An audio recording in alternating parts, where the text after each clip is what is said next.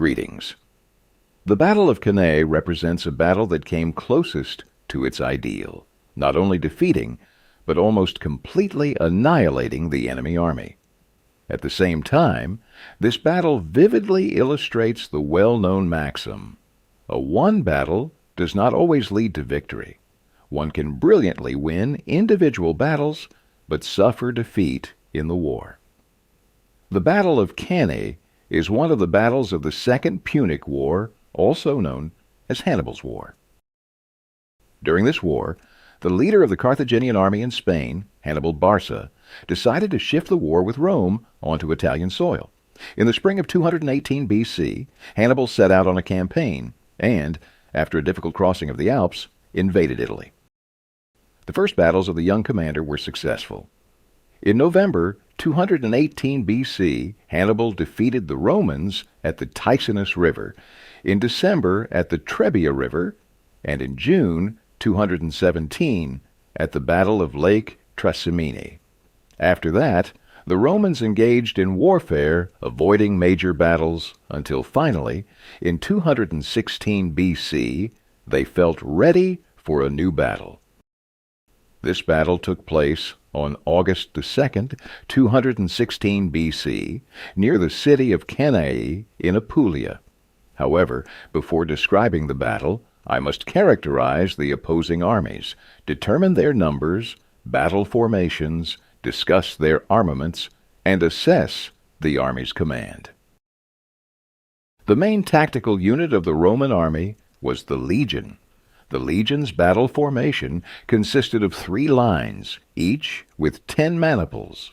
The first line comprised hastati, young warriors, 1,200 soldiers. The second line consisted of principes, soldiers in their prime, also 1,200 men, and the third line consisted of triarii, veterans, 600 fighters. Ahead of the legion, outside of the manipular formation, were the velites, lightly armed warriors, 1,200 individuals named after the light throwing spears they carried. Each warrior had 7 such spears. On the flanks of the legion were positioned cavalry units, 10 turmi of 30 men each. This included heavy cavalry, equites, the wealthiest citizens of Rome, capable of affording armament and equipment, round shield, helmet, armor, sword, and spears. There were also light cavalry units, less affluent citizens and wealthy youth who did not qualify for hastati or equites based on age. Additionally, the legion was accompanied by allied forces, alae, wings, positioned on the flanks. The numerical strength of the allied units usually corresponded to that of the legion. For battle, maniples were spaced apart at intervals equal to the length of their frontage, up to 20 meters, arranged in a checkerboard pattern. The principes' maniples covered the gap between the hastati, and the triarii's maniples covered those of the principes. It is easy to calculate that the legion operated on the frontage of 600 meters. The segmentation of the legion into maniples significantly enhanced its combat capabilities compared to the Greek phalanx. Conditions were created to fight on rugged terrain, maneuver, reinforce efforts from the rear, and pursue the enemy. The armed forces of the early Roman Republic consisted of 2 legions under the command of 2 consuls. By the beginning of the Second Punic War, there were 2 armies, each commanded by 2 consuls, and consisting of 2 Roman legions and an equal number of allied troops. And finally, due to Hannibal's invasion, the armies were doubled. Each army had 4 Roman legions and an equal number of allied troops. For the Battle of Cannae, the armies of both consuls were merged into one. Polybius wrote, "It was decided to conduct the war with 8 legions, which had never been done by the Romans before. Each legion numbered up to 5,000 men without allies." At the head of the combined army were two consuls. However, since both consuls had equal rights, they alternated command of the army. One on even days, the other on odd days. The situation was complicated by the fact that the consuls held completely opposite views on how the war should be conducted. In 216 BC, the consuls were the experienced military leader Lucius Aemilius Paulus and the leader of the democratic movement in Rome, Gaius Terentius Varro. Paulus was inclined to continue the successful tactics of Quintus Fabius Maximus, Cunctator, who led the army in 217 BC. He avoided major battles, preferring to act on the enemy's communications. Varro was eager to fulfill the demands of the masses and immediately undertake decisive actions. The Romans did not understand why a huge Roman army should flee from a much smaller Carthaginian one. This dual consulship became one of the significant reasons for the subsequent catastrophe. Regarding the numbers of the Roman and Carthaginian armies that participated in the battle, the figures from different researchers vary slightly, so I have relied on the calculations provided in the famous book Cannae, written by the chief of the German General Staff from 1891 to 1905, Alfred von Schlieffen. He's widely known for the famous Schlieffen Plan. According to his calculations, the battle involved 55,000 heavily armed Roman soldiers, 8,000 lightly armed troops, and 6,000 cavalry, 2,600 heavily armed, and 7,400 lightly armed soldiers, totaling 10,000 fighters, remained in the two Roman camps. Thus, the total strength of the Roman army was 79,000 individuals, of which 69,000 participated in the battle. A significant disadvantage of the Roman army was that a considerable portion of its personnel consisted of recruits. Rome had never assembled such a large army before, so for many legionnaires, this battle was their first. Hannibal's army was significantly smaller. He had at his disposal 32,000 heavily armed soldiers, 8,000 lightly armed troops, and 10,000 cavalry. In total, 50,000 individuals. The Carthaginian army was more diverse than the Roman one. Firstly, there were 20,000 Iberians and Gauls, who comprised the majority of the heavily armed warriors. The Iberians used short swords that could stab and slash, single-edged slashing falcatas, darts, and spears along with oval shields. Some of them protected their heads with helmets made from bull's hide. Gauls practically wore no armor and were armed with long, slashing swords. The most combat-ready part of the army consisted of 12,000 Libyans, that is, Carthaginians proper, armed in the Roman manner. Livy wrote, "The Africans could be mistaken for a Roman detachment since they were armed with weapons taken from the Romans in the battles at the Ticinus River and Lake Trasimene." The lightly armed contingent consisted of Balearic slingers and dart-throwers from other nationalities. The most remarkable aspect of Hannibal's army was his cavalry. The heavy cavalry, consisting of 6,000 fighters, comprised Gauls, Iberians, and a few hundred Carthaginian horsemen. The light cavalry consisted of Numidians, born riders. They had neither saddles nor bridles, and controlled their horses with their legs and voice. Their armament consisted of throwing spears and a large shield made of leather on a wooden base, which could be replaced by a regular animal skin wrapped around the arm. For close combat, they used a large knife or dagger. Many of them entered battle with 2 horses, and were able to switch mounts in the heat of battle, from a tired horse to a fresh one, all while fully armed.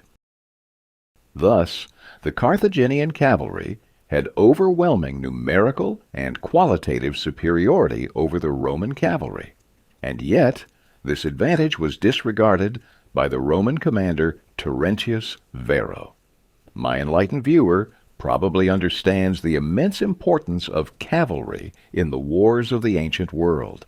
It suffices to say that a significant portion of Alexander the Great's victories were achieved through the virtuoso use of cavalry. Therefore, it was a huge mistake by the Roman command to decide to engage in battle precisely on this plain, seemingly designed by nature for massive cavalry attacks. As for the Carthaginian warriors, even if, for some of them, their service in the Carthaginian army was their first in their biography, most fighters had the experience of several battles already conducted by Carthage in Italy. Among them were such significant and successful battles for Hannibal as the battles at the Ticinus River and Lake Trasimene. In the Carthaginian army, of course, there was a clear chain of command. Hannibal, moreover, was fully aware of the disagreements in the leadership of the Roman army and skillfully exploited them. So, early in the morning on August 2nd, 216 B.C., the great battle began. Hannibal crossed his army over the river Aufidus and deployed his troops for battle. In the center, he placed in line 20,000 Gauls and Iberians, with a depth of 12 ranks. They were arranged in a crescent formation, with the convex side facing the enemy. On the right and left flanks, heavy African infantry was positioned, arranged in 16 ranks, with 6,000 on each flank. The flanks were held back and did not engage in battle from the outset. On the far left flank, near the riverbank, heavy cavalry was stationed, while Numidian horsemen were on the right flank. Light infantry covered the army's front, concealing its formation from the Romans. The flanks were commanded by generals, Hasdrubal on the left, Maharbal on the right. Hannibal himself held the center with his brother Mago. Varro, in turn, led his army out of both camps and deployed it opposite the Carthaginian army. On the right flank, near the riverbank, there was a 2,000-strong detachment of Roman cavalry, followed by all the infantry, with 4,000 cavalry of allies on the left flank. To enhance the striking power of the legions, Varro ordered a significant increase in the army's depth at the expense of width. The heavy infantry was arranged in 3 lines of 12 ranks each, totaling 36 ranks in depth. At the same time, the intervals between maniples were significantly reduced, and the Roman army turned into a huge phalanx, unable to maneuver on the battlefield. Moreover, the Romans did almost nothing to address the main drawback of the phalanx, its inability to repel attacks from the flanks. In the conditions of the open plain, this mistake became fatal. Additionally, the Roman commander did not provide any reserves. Thus, the Roman battle formation stretched for about 2 kilometers along the front, and despite their smaller numbers, the width of the Carthaginian formation exceeded that of the Romans. The light infantry of both opponents initiated the battle, but soon withdrew behind their army's positions. The Carthaginian army began with an attack by heavy cavalry under the command of Hasdrubal. Roman cavalry did not excel in combat prowess, and thus the 6,000 Gauls and Iberians easily routed the 2,000-strong detachment of Romans. Subsequently, the Carthaginian cavalry circled around the Roman army and struck at the rear of the allied cavalry, which was already engaged with the Numidians. Through combined efforts, the remnants of the Roman cavalry were routed, and the unified Carthaginian cavalry was able to strike at the rear of the Roman infantry. Simultaneously, the infantry battle unfolded. The Roman phalanx advanced and attacked the Carthaginians.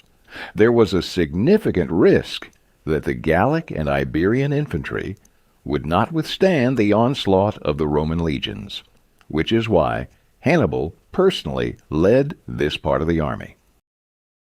For a while, the ranks of the Iberians and Celts held the line and bravely fought against the Romans. However, under the pressure of the heavy mass of legions, they gave way and began to retreat, bending the crescent line in the opposite direction. In fact, the Carthaginians' flanks and center did not engage in battle simultaneously.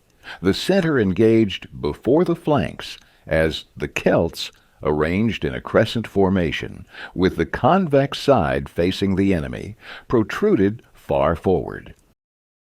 As the Romans pressed against the Celtic infantry, they were pushed toward the center, where the enemy surged forward and advanced so far ahead that they found themselves between the heavy-armed Libyans positioned on the flanks. The Libyans on the right flank made a left turn and, advancing from the right, formed up against the Romans from the flank. The Libyans on the left flank made the same turn to the right. Initially, this maneuver went unnoticed due to the dust on the battlefield and the distance between the flanks. By the time the Romans realized what was happening, it was already too late. The Carthaginian army had them in a huge trap. The dense formation of legions deprived them of maneuverability. The Romans were pushed into a heap, and only the warriors in the outer ranks could fight. The numerical superiority of the Roman army lost its significance. Within this huge mass, there was a crush, and the warriors could not turn. A terrible beating of the Romans began. As a result of the 12-hour battle, the Romans lost a significant portion of their army. The numbers of the fallen vary greatly. According to Livy, no fewer than 48,000 were killed, however. Polybius wrote of 70,000 Romans killed and 10,000 taken prisoner. Overall, the losses were unimaginable. Among the dead was Consul Aemilius Paulus. 29 out of 48 military tribunes perished, along with 2 quaestors and 80 senators, or those individuals who should be included in the Senate lists, former consuls, praetors, curule aediles. The Carthaginian losses in killed amounted to 6,000 people. They were mainly Iberians and Gauls, subjected to the initial attack by the Romans. It seemed that such a defeat would spell the end of the Roman Republic, which now had practically no one to defend it. But Hannibal did not dare, or perhaps did not deem it necessary, to storm Rome. Livy reports on one quite interesting episode. Maharbal, the commander of the cavalry, tried to convince Hannibal to march on Rome immediately. He said to Hannibal, "Understand what this battle means? In 5 days you will be feasting on the Capitoline Hill. Proceed further, and I will ride ahead with the cavalry. Let the Romans know that you have come before they hear that you are coming." However, Hannibal hesitated. He believed that his army was not suited for storming a large city. He replied that he praised Maharbal's eagerness, but to consider everything, time was needed. Maharbal replied, "Yes, of course, the gods do not grant everything to one man. You know how to win, Hannibal, but you do not know how to exploit victory." According to Livy, this one-day delay saved both the city and the entire state. However, the news of the defeat at Cannae plunged Rome into a state of shock.